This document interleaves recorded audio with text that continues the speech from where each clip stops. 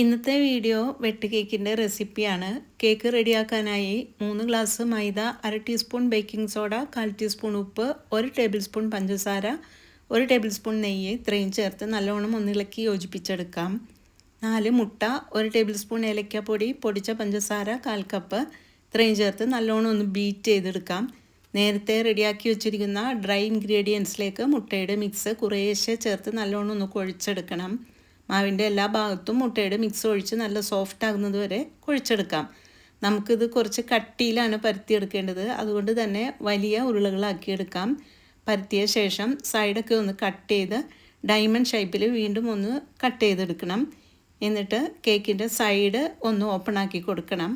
ചൂടായ വെളിച്ചെണ്ണയിലേക്ക് ഓരോ കേക്ക് ഇട്ട് കൊടുത്ത് ഇതുപോലെ ഫ്രൈ ആക്കിയെടുക്കാം. ഇടുമ്പോൾ തന്നെ നമ്മൾ ഇളക്കിയെടുക്കരുത്. നല്ലോണം ഒന്ന് കളറൊക്കെ മാറി വരുമ്പോൾ ഇളക്കിയെടുത്തിട്ട് തിരിച്ചു മറിച്ചിട്ട് ഒന്ന് ഫ്രൈ ആക്കിയെടുക്കാം.